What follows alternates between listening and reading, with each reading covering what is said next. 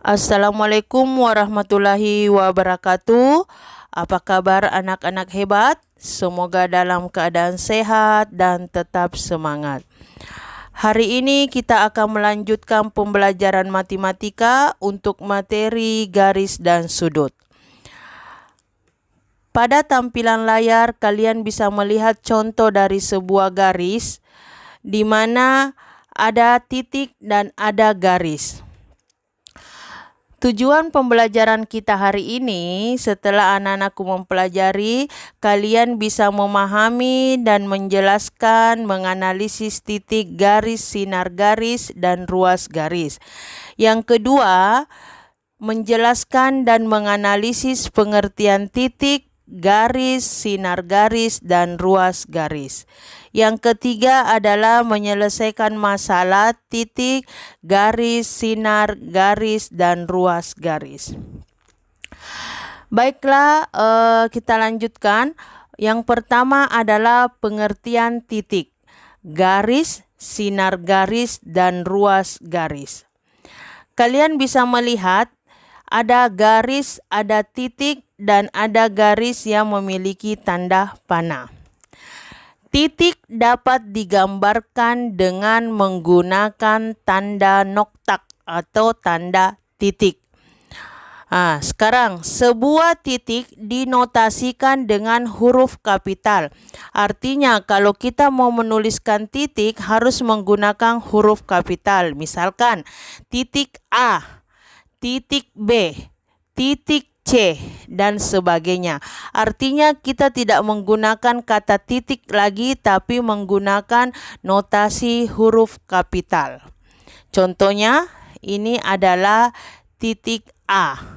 Sekarang kita lanjut ke yang kedua, garis. Garis didefinisikan sebagai kumpulan titik-titik.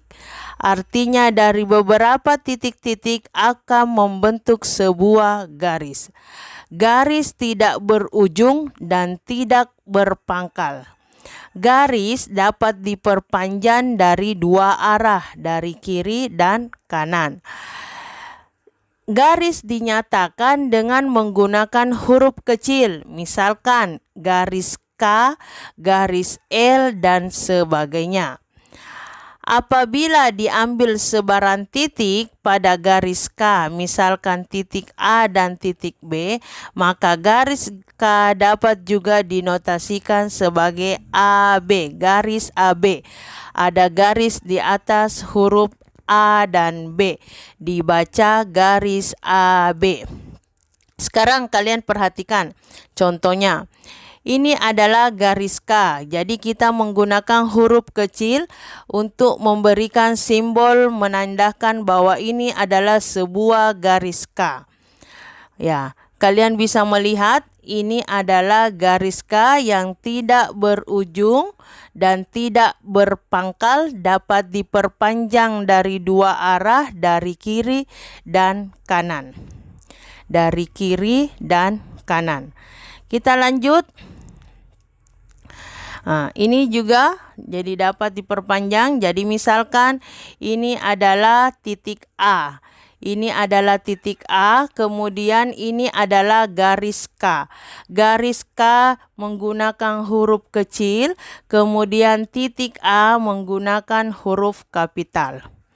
Kita lanjut. Kemudian kita beri lagi titik B. Jadi di garis K ini terdapat, jadi di garis K ini memiliki dua titik, yaitu titik A dan titik B. Jadi kita beri, jadi bisa menuliskan seperti ini, garis K, jadi garis K, ini adalah garis K, kemudian bisa juga menggunakan garis AB, artinya ini titik A dan titik B berada pada garis K dan bisa kita menuliskan seperti garis AB. Ada garis di atas huruf AB. Itu contoh penggunaan simbol atau notasi. Kita lanjut ke yang ketiga adalah sinar garis. Sinar garis adalah garis yang berpangkal tetapi tidak berujung.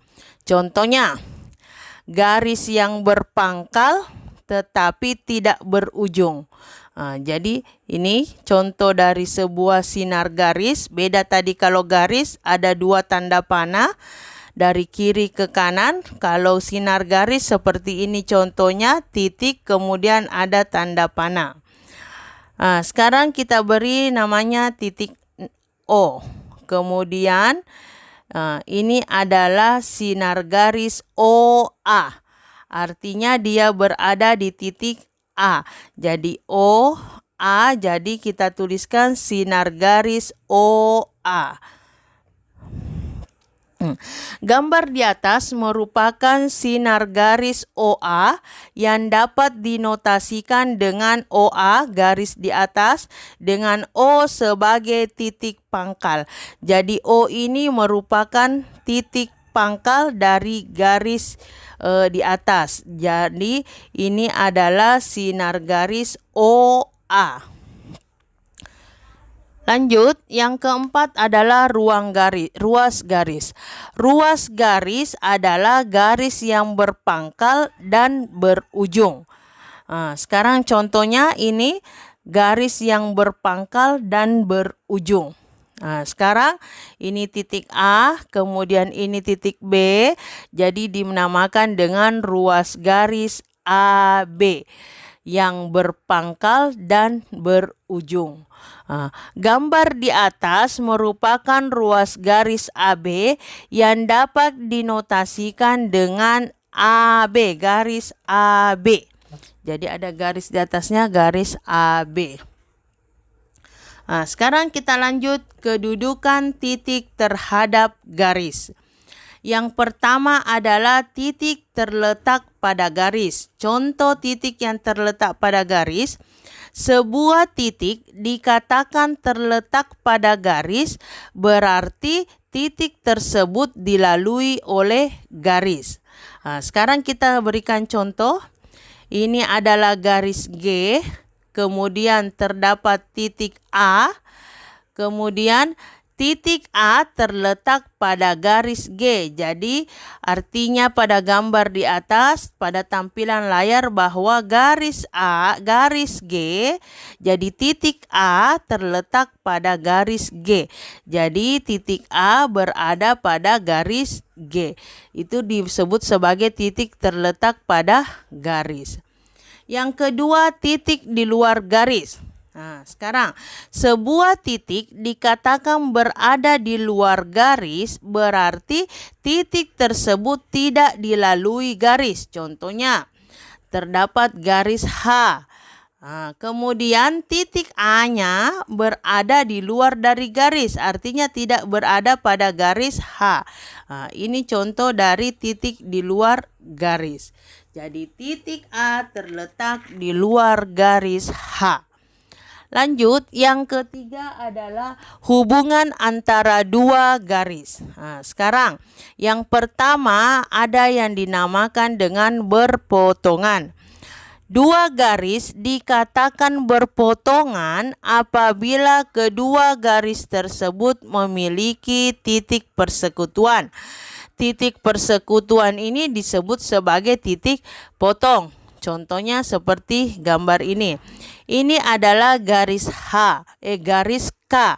Kemudian yang kedua adalah garis L. Pertemuan antara garis K dan garis L dinamakan sebagai garis yang berpotongan. Jadi titik persekutuan antara garis K dan garis L adalah di titik B. Jadi titik B ini pertemuan antara garis K dan garis L. Makanya disebut sebagai garis yang berpotongan. Garis K berpotongan dengan garis L di titik B. Lanjut, yang kedua adalah berhimpit. Dua garis dikatakan saling berimpit apabila kedua garis tersebut terletak pada satu garis lurus sehingga hanya terlihat satu garis saja. Ini berimpit. Contohnya seperti ini, garis K. Kemudian ada garis L. Jadi garis K dan garis L berimpit, berada pada satu garis. Ini namanya garis yang berimpit. Jadi garis K berimpit dengan garis L. Yang ketiga adalah sejajar. Sekarang kalian perhatikan, yang dinamakan dengan sejajar adalah apabila kedua garis tersebut tidak memiliki satupun titik persekutuan. Artinya, jika dia diperpanjang sampai kemanapun, tidak akan pernah ketemu. Artinya, lihat contohnya, kita lihat ada garis K, kemudian terdapat garis L. Jika garis K kita perpanjang sampai ke sana dan garis L kita perpanjang sampai ke sana, kita perpanjang ke kanan K-nya dan L-nya kita perpanjang, tidak akan pernah berpotongan atau tidak pernah ketemu. Makanya disebut sebagai garis yang sejajar. Sekarang kalian jadi garis K sejajar dengan garis L. Cukup sekian pembelajaran kita hari ini tentang garis. Silahkan anak-anakku melihat kuis dan kerjakan kuisnya sebagai bukti keaktifan anak-anakku untuk pembelajaran hari ini.